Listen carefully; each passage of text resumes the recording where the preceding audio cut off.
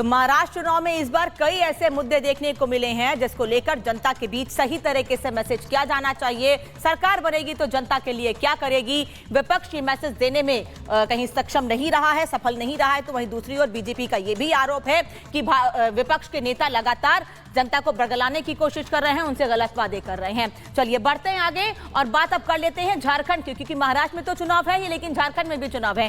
13 नवंबर को झारखंड में पहले फेज की वोटिंग हुई, 20 तारीख को दूसरे फेज की वोटिंग होनी है।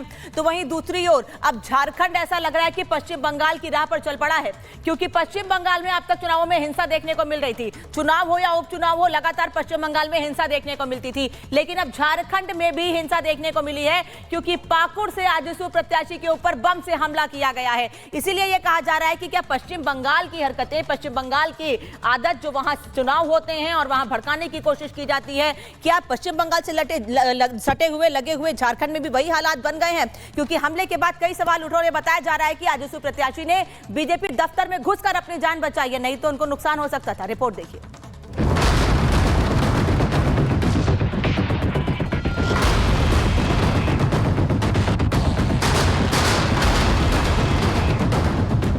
बिखरा पड़ा सामान, जमीन पर पड़े जूते, चप्पल और कपड़ों के चीथड़े इस बात के सबूत हैं कि झारखंड में भी बंगाल वाला दौर आ गया है। जैसे बंगाल में जब जब चुनाव आते हैं वहां बम और धमाके सुनाई देने लगते हैं, कुछ वैसी ही तस्वीर आज झारखंड में भी देखने को मिल रही है। दरअसल झारखंड के पाकुड़ सीट से एनडीए प्रत्याशी अजहर इस्लाम की गाड़ी पर शनिवार रात को करीब 9 बजे हमला किया गया। अजहर इस्लाम बरहड़वा से पाकुड़ लौट रहे थे, तभी विजयपुर पुल के पास अज्ञात लोगों ने उनकी गाड़ी पर बम से हमला कर दिया।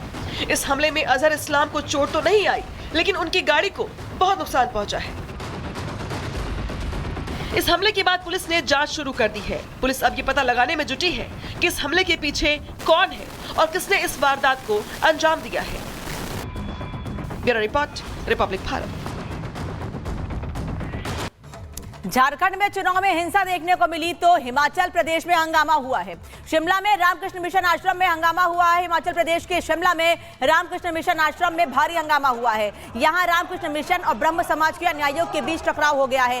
मंदिर और जमीन को लेकर रामकृष्ण मिशन आश्रम ब्रह्म समाज के बीच लंबे समय से विवाद चल रहा है। दोनों पक्ष अपने अपने दावे कर रहे हैं। उधर पुलिस ने पथराव में घायल हुए क्यूआरटी जवानों के बयान पर इस मामले में केस दर्ज कर लिया है।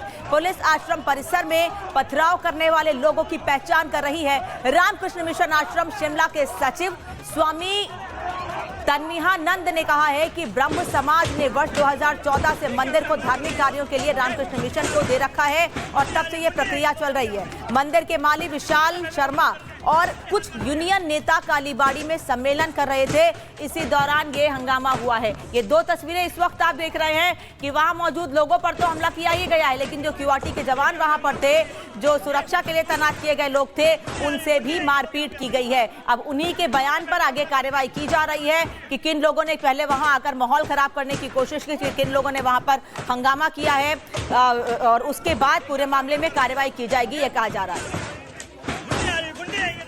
ये भक्त बन के आए और आरती अटेंड की, तो आरती के बाद बोला स्वामी जी हम लोग भक्त हैं, प्रवचन दो। तुम स्वामी जी ने प्रवचन दिया, फिर उन्होंने कहा आप बोलो, तो मैं नहीं बोला। तो मैं बोला 8:30 बज गया, मंदिर बंद करने का समय है। उसके बाद इन लोगों ने जय ब्राह्मो करते हुए ये हमारा मंदिर है, 138 साल से हमारा मंदिर है, आप कब्जेदार हो, आप गुंडे हो, ऐसा उत्पात करने लगे। तो फिर कलश स्थापना, जब मंदिर है, आपका मामला सुप्रीम कोर्ट में पेंडिंग है, अभी 28 जनवरी को इसका डेट लगा हुआ है सुप्रीम कोर्ट में, फिर भी ये लोग कर रहे हैं। ये भक्त बन के आए और आरती अटेंड की, तो आरती के बाद बोला स्वामी जी हम लोग भक्त हैं, प्रवचन दो। तुम स्वामी जी ने प्रवचन दिया, फिर उन्होंने कहा आप बोलो, तो मैं नहीं बोला। तो मैं बोला 8:30 बज गया, मंदिर बंद करने का समय है। उसके बाद इन लोगों ने जय ब्राह्मो करते हुए ये हमारा मंदिर है, 138 साल से हमारा मंदिर है, आप कब्जेदार हो, आप गुंडे हो, ऐसा उत्पात करने लगे। और अब बात मणिपुर की कर लेते हैं, जहां पर हालात सामान्य हो गए थे, लेकिन अब नदी में 3 शव मिलने के बाद हंगामा एक बार फिर से बढ़ गया है और वहां पर लोगों ने विवाद करना, हंगामा करना शुरू कर दिया है। हालांकि गृह मंत्री इस पर बैठक कर रहे हैं और वहां की सुरक्षा को लेकर समीक्षा भी करेंगे, ये जानकारी मिल रही है। लगातार केंद्र सरकार का कहना है कि मणिपुर पर नजर बनी हुई है, लेकिन सवाल यह है कि 3 शव वहां पर जो मिले हैं वो वहां पर किसने डाले हैं, कैसे उन लोगों की हत्या की गई है, कौन लोग इसके लिए जिम्मेदार है, अब ये तमाम सवाल उठ रहे हैं। लेकिन मणिपुर पर नजर बनी हुई है, हालात सामान्य हो गए थे, लेकिन एक बार फिर वहां के हालात खराब करने की कोशिश की गई है। रिपोर्ट देखिए।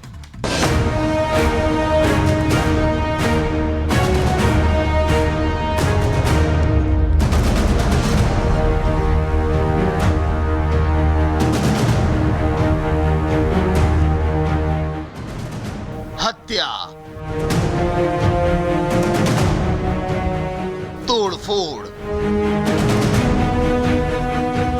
और आगजनी। मणिपुर एक बार फिर हिंसा की आग में झुलस रहा है। मणिपुर में हिंसा का दौर एक बार फिर लौट आया है। पिछले 1 साल से पूर्वोत्तर के इस इलाके में संघर्ष तो जारी ही था, लेकिन अब फिर से हालात बेकाबू होते दिखाई दे रहे हैं। केंद्र की सरकार का दोबारा AFSPA लगाना भी बिगड़ते हालात की तस्दीक करता है। मणिपुर के कई जिले इस समय कर्फ्यू की चपेट में हैं। इंटरनेट की सेवाओं को बंद कर दिया गया। हर सड़क और चौराहे पर तनाव जैसे हालात दिखाई दे रहे हैं। जानकारी के मुताबिक इम्फाल में शनिवार को प्रदर्शनकारियों ने 2 मंत्रियों और 3 विधायकों के आवास पर धावा बोला और जिरीबाम जिले में 3 लोगों की हत्या के लिए इंसाफ की मांग की। इम्फाल पश्चिम जिले के सगोल बंद इलाके में प्रदर्शनकारियों ने बीजेपी विधायक RK इमो के घर के सामने जमा होकर नारेबाजी की। इमो मुख्यमंत्री N बीरेन सिंह के दामाद भी हैं। प्रदर्शनकारियों ने 3 लोगों की मौत पर सरकार से उचित कार्रवाई की मांग की है। अधिकारियों से 24 घंटे के भीतर अपराधियों को गिरफ्तार करने की अपील की है। विधायकों के घरों पर भीड़ के हमले के बाद इम्फाल पश्चिम प्रशासन ने जिले में अनिश्चितकाल के लिए कर्फ्यू लगा दिया है। अभी हम इम्फाल के उरीपोक इलाके में मौजूद है और यहाँ पर आप देख सकते हैं कि किस तरह से रोड को पूरी तरह से ब्लॉक कर दिया गया है। कई जगहों पर टायर में आग लगा करके यहाँ पर शटडाउन जो डिक्लेयर किया गया था उसको इम्पोज किया जा रहा है। सिर्फ उरीपोक का नज़ारा नहीं है, ये पूरे इम्फाल में कई इलाकों में टायर जला करके लोग सड़कों पर प्रोटेस्ट कर रहे हैं। दरअसल ये प्रदर्शन जिरीबाम जिले में 3 लोगों की हत्या के मामले में हो रहे थे। इन 3 लोगों के शव जिरी नदी में तैरते हुए पाए गए थे, जो कि उन 6 लापता व्यक्तियों में से एक थे जो सोमवार को जिरीबाम से गायब हो गए थे। आपको बता दें कि मणिपुर में कुकी मैतेई के बीच चल रही हिंसा को लगभग 500 दिन हो चुके हैं। इस दौरान 237 मौत हुई, 1500 से ज्यादा लोग जख्मी हुए, 60,000 लोग घर छोड़कर रिलीफ कैंप में रहने लगे हैं। करीब 11,000 FIR दर्ज की गई और 500 लोगों को अरेस्ट किया गया। इस दौरान महिलाओं की न्यूड परेड, गैंग रेप, जिंदा जलाने और गला काटने जैसी कई घटनाएं भी हुई।